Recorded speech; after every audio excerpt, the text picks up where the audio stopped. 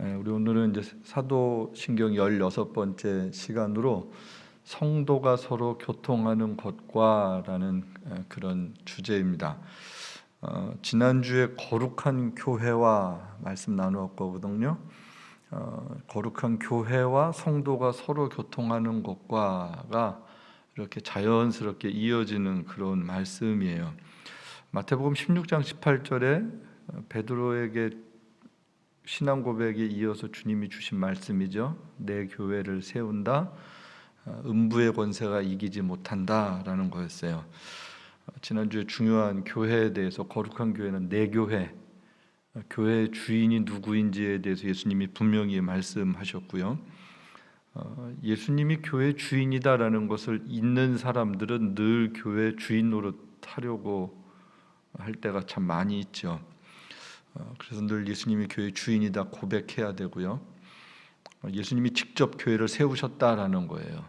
세우셨다라는 얘기는 교회를 2000년 전에 세우셨던 것뿐만 아니라 오늘도 역사 속에 예수님께서 예수님의 백성들을 모으시고 또 모으신 백성들을 보호하시고 끝까지 보존하신다라는 거예요. 그게 예수님께서 교회를 세우시고 교회를 지키시고 교회를 통해서 영원한 하나님 나라가 이 땅 가운데 존재하며 그 나라가 주님 오실 때 영원한 그 나라 속에 이제 들어가는 그런 것을 주님께서 직접 통치하신다라는 것이죠. 세 번째는 음부의 권세, 악한 권세가 이기지 못한다. 잠시 악이 득세할 수는 있어요. 세상에 보면 늘 그렇죠. 교회가 핍박받을 때도 있었고 도대체 왜 하나님이 침묵하시나 이런 생각이 들 때도 있었어요. 그런데 궁극적으로 교회가 승리한다라는 거예요. 특별히 이 교회를 위해서 성경에 보면 이 교회가 이 땅 가운데 건강하게 존재하도록 이 교회 가운데 특별히 직분들을 허락하셨습니다. 그래서 이 교회를 세우시고 나서 하나님께서는 성령님을 보내주시고 또 하나가 말씀을 우리에게 주셨다라는 거예요.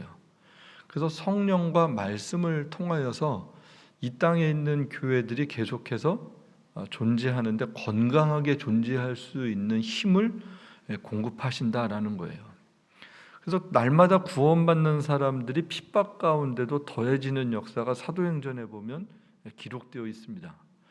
초대교회가 얼마나 박해가 심했습니까? 그럼에도 불구하고 교회는 그 당시에 부흥했고요. 그 당시에 교회가 건강했고요.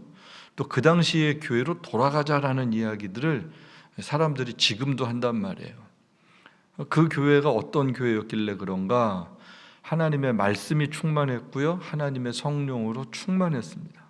그래서 오늘날도 건강한 교회가 되는 것은 하나님의 성령, 하나님의 말씀.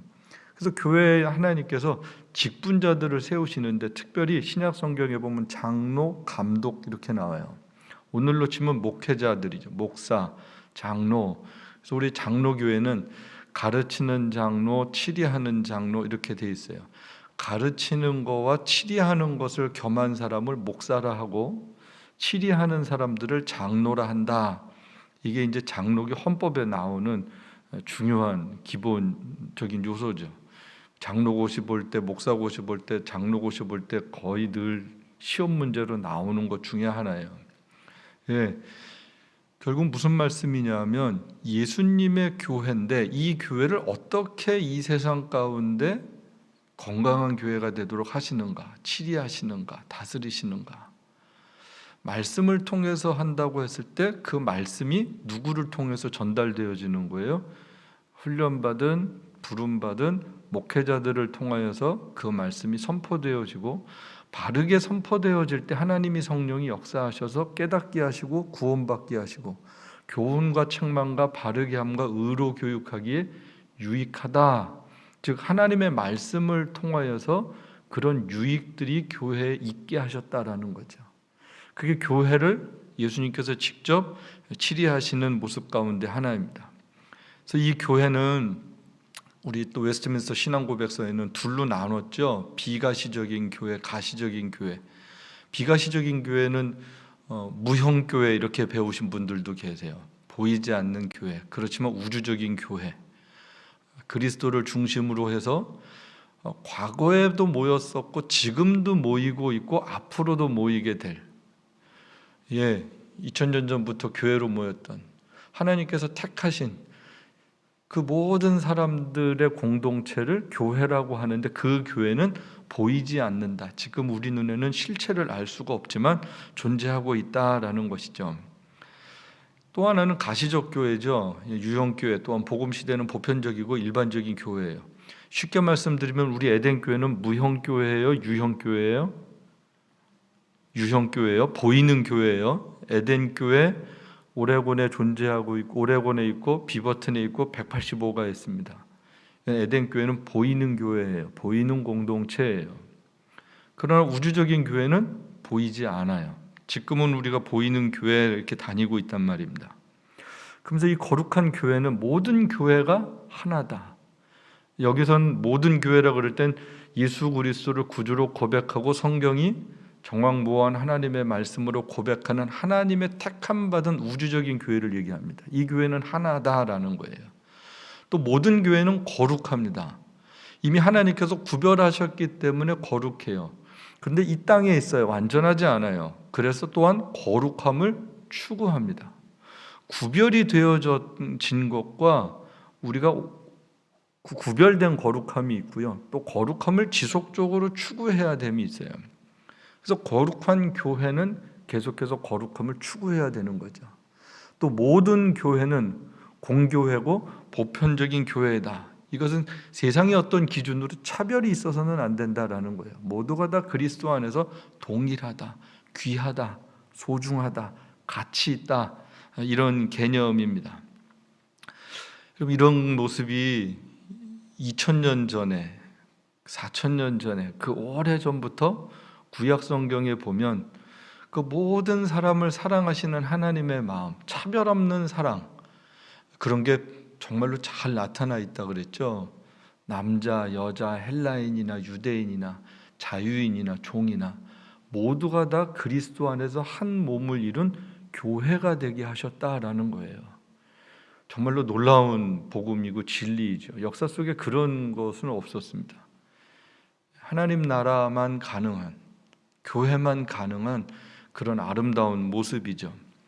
오늘은 그렇게 교회를 이룬 성도들이 어떻게 교제하는가, 교통하는가에 대한 말씀이에요. 거룩한 성도들이 교통한다, 또 교제한다, 이걸 코이노니아라고도 하고 펠로우십이라도 하고 더 커뮤니언 오브 더 세인트라고도 하는, 이렇게 여러 가지로 번역이 되어지는데, 번역은 뭐 할 수 있지만 의미가 뭐냐라는 거죠. 정말로 중요한 뜻과 가치가 뭐냐라는 거예요. 이 말씀을 오늘 이렇게 계속 보고 준비를 다 했다가 뭐가 이렇게 쾅 하고 얻어맞는 것 같은 느낌이 있었어요. 우리가 믿는 거잖아요. 교회를 믿어요. 거룩한 교회를 믿습니다. 그런데 이어져서 지금 고백되어지는 게 거룩한 교회와 그 다음에 성도가 서로 교통하는 것과, 그러면 이렇게 되는 거거든. 나는 믿습니다. 성도의 교통함을. 가만히 생각해 보세요. 이게 믿음의 내용인가? 아니면 우리가 교회를 믿기 때문에 그렇게 실천을 하자는 얘기인가? 그런데요, 그게 둘로도 연결시킬 수도 있고요, 나눠서 생각할 수도 있어요. 교회가 거룩함을 믿습니다. 그리고 거룩한 성도들의 교제 또한 내가 믿습니다라는 거예요. 여러분, 이거요 굉장히 아주 위대한 고백입니다. 그냥 쉽게 예수님 믿는 사람들이 사이좋게 지내 이러면 끝날 것 같아요. 그 얘기거든요. 사이좋게 잘 지내면 된다, 성도가 서로 교통한다라는 얘기는 그런 얘기인데, 그런 단순한 얘기가 아니라 교회와 성도의 존재론적인 이야기입니다. 존재하는 방식에 대한 이야기예요. 하나님이 거룩하게 구별하셨다면 거룩하게 구별된 성도들의 존재 방식은 어떤 거야? 라고 우리에게 가르쳐 주는 거예요. 이런 것이다 라는 거예요. 이런 것이다. 그럼 그 어떻게 우리가 존재하게 됐지? 어떻게 거룩하게 구별되어지게 됐지? 이제 거기서부터 다시 한번 생각하는 거죠. 결국은 우리가 누구인가라는 얘기예요. 여러분, 우리의 거룩함에 대해서는 두 가지로 생각해 볼 수 있거든요. 하나는 구별이죠. 구별. 거룩은 구별이에요. 하나님의 거룩하심으로 우리를 구별했어요. 그래서 거룩한 사람이 되었다라는 거예요. 이것은 거룩한 신분적 변화에 대한 그런 말씀이에요. 신분이 변했다고 해서 삶이 거룩합니까? 여러분, 거룩하세요라고 물으면 나 거룩한 하나님의 백성은 됐는데 내가 주일날은 예배드리고 월요일 화요일 거룩하게 살았습니다, 이렇게 자신 있게 말할 수 있는 분 계세요? 없어요. 우리의 삶이 거룩하다라고 당당하게 말할 수 있는 사람은 없어요. 그럼에도 불구하고 우리가 거룩하다라고 말할 수 있는 것이 뭐냐면 하나님의 선택이 있고요. 또 하나는 마지막입니다. 마지막에 거룩한 하나님 나라의 백성으로 영원한 천국에 들어가게 된다라는 거예요. 그러니까 하나님의 선택부터 마지막까지가 거룩하죠. 여러분 믿으세요? 그걸 믿는 거예요. 그러면 우리의 과정은 거룩하다 안 하다의 문제가 아니라 거룩한 신분을 가지고 우리의 몫인데 우리가 거룩함을 향하여서 끊임없이 추구하고 살게 된 존재가 되었다라는 거예요. 아무렇게나 살 수가 없는 거예요. 아무렇게나 살면 불편한 거예요. 그럴 수 없는 거예요. 그게 편하지 않은 거예요. 내 마음대로 하면 자유로울 것 같은데 자유롭지 않은 거예요. 그게 거룩함의 모습과 반대가 되는 삶이나 생각이나 그런 마음들이 우리 안에 들어오면 금방 불편해지는 거죠. 그게 왜 그렇습니까? 거룩한 존재가 되었기 때문에 그 다음부터는 그런 모든 것들이 부자연스러워졌다라는 거예요. 그게 거룩함을 향하여서 우리가 추구하는 게 아니라 거룩함을 바라보는 시각이 생겼고요. 거룩함을 앙망하는 마음이 우리에게 주어졌다라는 거예요. 그게 은혜죠. 그게 놀라운 축복입니다. 그 축복을 가지고 살아가는 사람들, 그래서 히브리서 기자는 이렇게 얘기를 하는 거예요. 그러므로 예수도 자기 피로써 백성을 거룩하게 하려고 성문 밖에서 고난을 받으셨느니라. 결국은 뭐예요? 우리의 거룩은 누구로부터 시작이 됐다고요? 그리스도로부터. 그리스도께서 고난을 받아서 십자가에서 죽으셔서 우리가 거룩하게 존재가 되었다. 여러분, 베드로전서 1장 16절은 레위기에 있는 말씀을 다시 인용하거든요. 기록되었으되 내가 거룩하니 너희도 거룩할지어다. 레위기에 나오는 말씀이잖아요. 애굽에서 구원을 받았어요. 말씀을 받았어요. 그리고 말씀을 주시면서 하나님께서 하시는 말씀이란 말이에요. 내가 거룩해, 거룩한 내가 너희를 구했어, 구원했어. 이젠 너희도 거룩하게 살아. 즉 히브리서 기자와 베드로서 사도가 같이 얘기해 주는 말씀은 우리가 거룩한 무리가 되었다라는 거예요. 거룩한 무리, 거룩한 교회를 이루게 되었다. 그러면 이 땅에 있는 우리의 삶이 거룩하지 않다 그랬잖아요. 그렇게 갈등하고 힘들잖아요. 아주 비근한 예로 고린도 교회를 보면 고린도 교회에 정말로 무지무지한 문제들이 많았음에도 불구하고 고린도전서 1장 2절 3절은요 그 성도들을 향해 이렇게 얘기합니다. 고린도에 있는 하나님의 교회, 고린도라는 지역에 있어요. 하나님의 교회예요. 곧 그리스도 예수 안에서 거룩하여지고 성도라 부르심을 받은 자들과, 여러분 여기 1번으로 제가 쭉 표시해 놓은데 이거는 무형교회예요, 유형교회예요? 유형교회예요. 고린도 지역에 있는 성도들의 모임. 이 교회를 지금 뭐라고 부른다고요? 거룩한 성도들 이렇게 부르는 거예요. 거룩하여졌어 이렇게 부르는 거예요. 그리고 또 각처에서 우리 주 곧 그들과 우리의 주 되신 예수 그리스도의 이름으로 부르는 모든 자들, 이들은 유형교회예요, 무형교회예요? 무형교회, 보이지 않아요. 유니버셜 처치예요. 보이지 않는 교회. 그렇지만 하나님 우리 아버지와 주 예수 그리스도부터 은혜와 평강이 있기를 원하노라. 하나님의 은혜와 평강은 무형교회든 유형교회든 하나님의 교회 가운데 있기를 원하는 바울의 기도입니다. 지금 제가 교회도 말씀하고 거룩에 대한 말씀도 같이 하는 거예요. 그런데 고린도전서 1장에서 이렇게 해서 편지를 받는 사람들을 가리켜서 거룩하여졌어 성도야. 그럼 고린도 교회에 있는 모든 사람들이 다 구원받은 사람이라고 여러분 자신 있게 말씀하실 수 있어요? 그렇지 않아요. 더 냉정하게 말씀을 드리면 이 시대에 교회 다니는 모든 사람들이 다 구원받았다고 말할 수 있어요? 그렇지는 않아요. 그렇지 않아요. 그럼에도 불구하고 이 땅에 불완전한 교회의 사람들을 그냥 통틀어서 성경이 성도라고 부르기를 주저하지 않는다. 어떻게 보면 예수님께서 비유로 말씀하셔서 그 안에 알곡도 있고 가라지도 있어. 그런데 지금은 건들지 마. 누가 마지막에 정리하신다? 내가 와서 정리할게. 잘못하다가 알곡들 다칠 수 있어. 예, 이 땅의 교회는 불완전해요. 그렇습니다. 무형교회는 완전해요. 100% 구원받은 사람들이에요. 보이지 않는 하나님의 우주적인 교회는 100% 구원받은 사람이에요. 그런데 눈에 보이는 교회 공동체 안에는 100% 구원받은 사람들만 있지 않습니다. 다양합니다. 그럼에도 불구하고 그 교회를 하나님은 거룩하다라고 말씀하시고 거룩하게 보존하신다라는 거예요. 그 교회가 거룩하게 되길 원하신다. 그럼 어떤 방법으로 그 교회들이 거룩하길 원하시는가라는 거예요. 그게 교통함이에요. 성도가 서로 교통함을 통하여서 그 교회의 존재 모습이 거룩하게 되길 원하신다.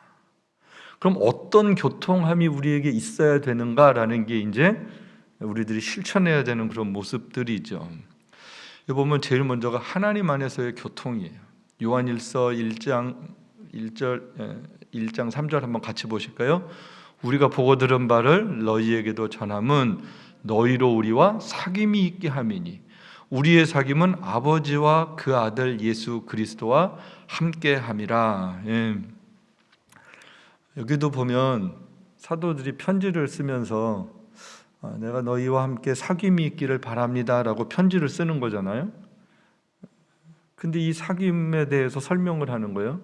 어떤 사귐이에요? 내가 아버지와 그 아들 예수 그리스도와 함께 하는 것.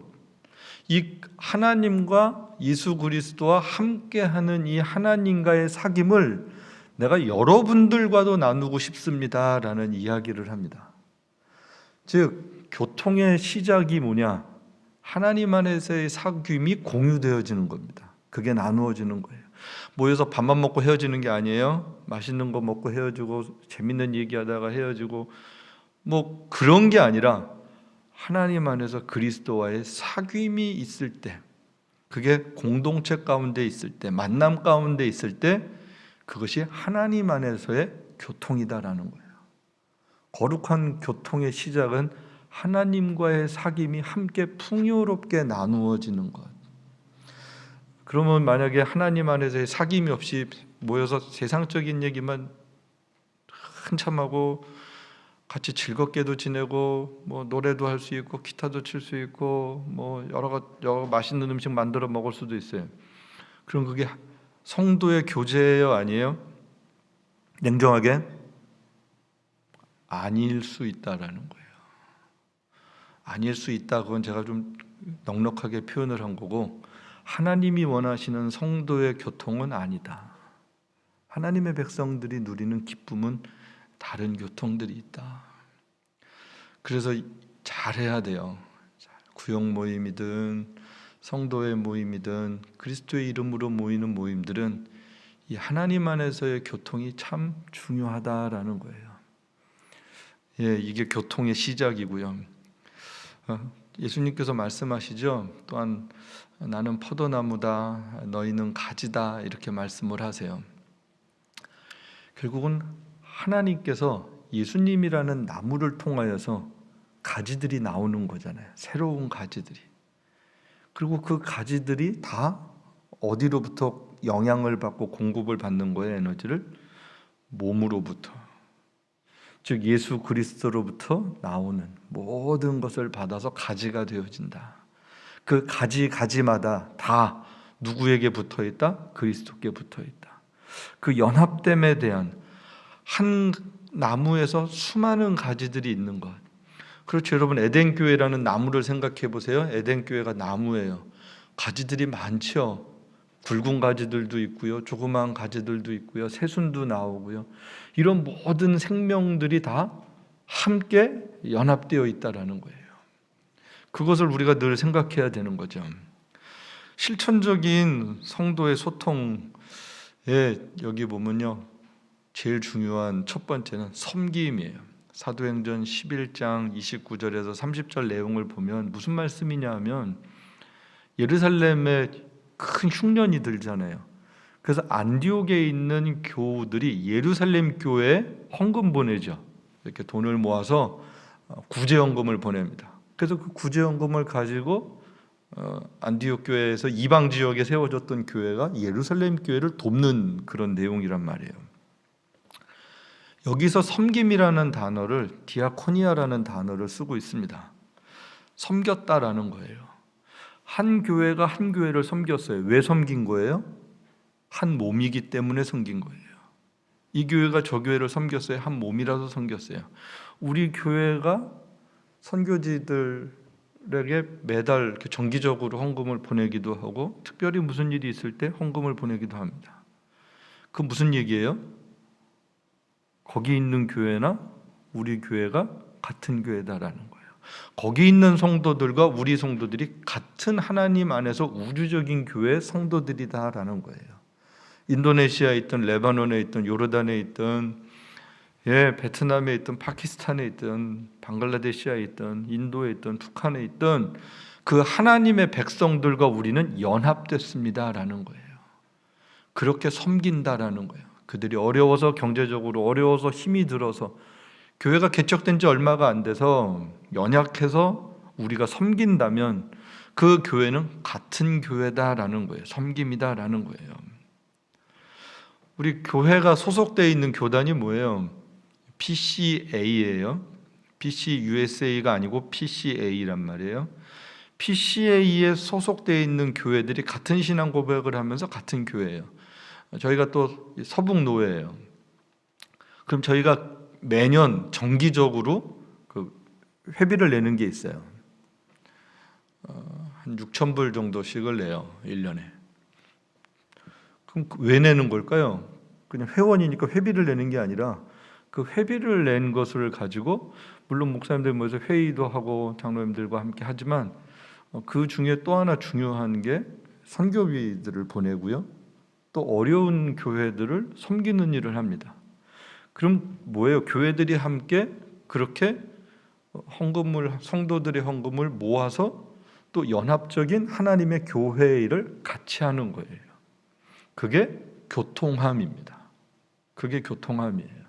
나누어지는 거, 힘들 때 함께 하는 거, 그게 교통함이에요. 그래서 헌금을 통하여서 또한 코이노니아라는 단어가 계속해서 동일하게 쓰여지고 있어요. 같은 단어가 써요. 로마서 12장 13절에는 보면요, 성도들의 쓸 것을 공급하라라는 말이 있어요. 공급한다 그랬을 때 이 단어 또한 섬김이라는 단어인 코이노니아입니다. 히브리서 13장 1절 2절에도 보면 형제 사랑하기를 계속하고 손님 대접하기를 잊지 말아라. 이로써 부지 중에 천사를 대접하는 것이다. 그렇죠. 나그네 된 사람들, 손님들, 그 당시에 초대교회 성도들이 여기저기 흩어지고 핍박을 당하고 그랬을 때 그 손님들을 대접하는 일들을 잘할 것을 말하고 있습니다. 그것이 또한 코이노니아였어요. 섬김이었어요. 히브리서 13장 16절에 있는 말씀, 또 오직 선을 행하며 서로 나누어 주기를 잊지 마라. 여기서 나누어 준다라는 단어가 또한 코이노니아예요. 고린도서 8장 9절도 보면 여긴 가난한 성도들을 위한 헌금에 대해서 가르쳐주고 있거든요. 근데 여기서 보면 그 단어들을 이렇게 다양하게 써요. 카리스라는 은혜라고도 쓰이고, 또 어떤 거는 교제 코이노니아라고 쓰이고, 또 어떤 건 섬김 디아코니아라고도 쓰이거든요. 근데 다 유사한 개념을 가지고 있단 말이에요. 즉 하나님의 은혜를 입은 사람들은 서로 섬기고 나눌 때 하나님의 은혜가 풍성해진다라는 그런 전체적인 맥락을 가지고 있습니다. 즉 성도의 교통을 통하여서 은혜가 나누어지는, 넘쳐나는 것을 보여주고 있죠. 그렇습니다. 실질적으로 성도들을 섬기는 일이 성도와 교통하는 일이다라는 것을 성경은 분명하게 우리들에게 가르쳐주고 있습니다. 또 하나는 성도들과 교통한다라는 일은 성도들의 삶과 공감한다라는 거예요. 로마서 12장 15절 말씀 우리가 잘 알죠. 즐거워하는 자들로 뭐 하는 거예요? 즐거워하는 거예요. 우는 자들로 울어야 돼요. 근데 즐거워하는 사람 있으면 우리 뭐 하기 쉬워요? 시샘하기도 쉽고 질투하기도 쉽고 비난하기도 쉽단 말이에요. 우는 사람 있으면 어때요? 쉽게 판단할 때도 많단 말이에요. 근데 그러지 말아라라는 거예요. 즐거워하는 사람, 하나님께서 함께 가족으로 맺어주신 성도들이라면 즐거워하는 사람 있으면 같이 즐거워해주고, 우는 사람이 있으면 그냥 이유를 묻지 말고 같이 울어줄 수 있다면, 그렇게 공감할 수 있다면 그것이 성도의 교통함이라는 거예요. 진정한 교통함이다라고 가르쳐주고 있죠. 누가 잘 되고 배 아파하고 그러면 예수 믿는 거 아니잖아요. 만약에 예수 믿는 사람인데 친구인데 잘 됐어요. 그럼 여러분 같이 기뻐해야지 그 배 아플 일이 아니죠. 만약에 이웃교회가 참 부흥하고 잘 돼요. 그러면 어떻게 해야 돼요? 같이 기뻐해야죠. 그 배 아파하고 그러면 안 된단 말이에요. 다른 같은 연약한 어떤 하나님의 백성들이 연약하고 힘든 일이 있어요. 예, 여러분 그거 함부로 얘기하거나 누가 힘들 때 어려울 때 함부로 얘기하면 안 되고요. 같이 마음 아파할 수 있어야 합니다. 그게 진정한 교통이에요. 성령님은 어떠실까요? 만약에 우리가 기뻐할 일이 있으면 성령님이 얼마나 기뻐하시겠어요? 우리가 힘들고 아픈 일이 있으면 얼마나 마음 아프시겠어요? 똑같습니다. 그 마음을 갖는 게 중요하다라는 거예요. 실질적인 성도의 교통, 기도예요. 기도. 예, 이 에베소서에 보면 같이 기도해야 되는 부분들에 대해서 우리들에게 가르쳐주고 있거든요. 모든 기도와 간구로 하되 무시로 성령 안에서 하고, 이를 위하여 깨어 구하기를 항상 힘쓰며 여러 성도들을 위하여 구하고, 그래. 여러 성도들을 위하여 기도하고, 여러 성도들을 위하여. 또 사도 바울이 그래요. 또 나를 위하여 구할 것은 내게 말씀을 주사 나로 입을 열려 복음을 담대히 전할 수 있게 기도해 달라고 이야기를 합니다. 예, 지금 여기서 기도는 두 종류의 대상이 있어요. 하나는 여러 성도들을 위하여서 구하는 거고요. 여러 성도들의 삶을 그러려면 어떻게 해야 돼요? 알아야죠. 모르면 기도 안 나옵니다. 삶을 모르면요 기도가 안 나와요. 알아야 나와요. 어떤 기도를 해줘야 될지는 교제한 사람만 알아요. 가까운 사람들은 기도의 제목이 뭔지 금방 알아요. 근데 안 그러면 기도 뭘 해야 되는지 잘 몰라요. 특별히 지도자들을 위해서 기도해야 될 것은 뭘 위해서 기도하는 거예요? 복음이 담대히 전파되도록. 사도 바울이 여기저기 선교 여행을 다녔으니까 선교적 사역을 위하여서 함께 기도하는 거예요. 가서 잘하겠지, 알아서 잘할 거야, 우리 목사님 잘할 거야, 알아서 잘해. 그러면 안 되고요. 그건 교제가 아니고요, 교통도 아니에요. 교통한다라는 것은 그 일에 함께 마음을 담아내는 거예요. 만약에 예를 들면 여러분들이 수요일이나 토요일이나 주일 아침이나 이렇게 되면 오늘 말씀을 전하는 목사님들, 우리 강사님들, 전사님들 하나님의 은혜를 주셔서 하나님의 말씀, 진리를 담대히 잘 전할 수 있도록 하나님 도우소서, 이렇게 기도를 해주시는 게 교통함이에요. 앉아서 설교만 듣고 오늘은 설교가 어땠어 저땠어, 그건 교통함 전혀 아니에요. 그건 설교를 판단함이에요. 그리고 이랬어 저랬어, 그건 비난함이고. 교통한다라는 얘기는 그 하는 일에 함께 마음을 담아서 함께 동참하는 게 교통함입니다. 성가대가 찬양을 해요. 찬양팀이 찬양을 해요. 그러면 그 찬양에 함께 마음을 묶어서 드리는 게 교통함이에요. 대표기도자가 기도를 해요. 그럴 때 아멘 하고 같이 마음으로 같이 기도하는 게, 그게 교통함입니다. 교통한다라는 얘기는 함께 연결되어 있는 거예요. 그래서 함께 연결된 내가 하나님을 향해서 함께 올려드린다라는 거예요. 힘들 때, 섬길 때, 예배할 때 모든 일에 함께 연합되어 있다라는 거죠. 그게 교통함입니다. 요한복음 13장 35절에는 이런 말씀이 있어요. 너희가 서로 사랑하면 모든 사람이 그로써 너희가 나의 제자인 줄을 알게 될 것이다. 결국은 교통한다라는 얘기는 무슨 얘기예요? 사랑한다라고 저는 결론 내릴 수 있을 것 같아요. 성도가 서로 사랑한다. 그러면 세상 사람들은 저들이 예수님의 제자이구나라고 알게 된다라는 거예요. 일을 잘할 수도 있겠죠. 뭐 좀 잘 못할 수도 있겠죠. 사랑한다라는 얘기는 다른 얘기입니다. 잘한다 못한다 개념이 아니에요. 어떠한 상황이든지 그 사람을 진심으로 사랑하느냐 안 하느냐입니다.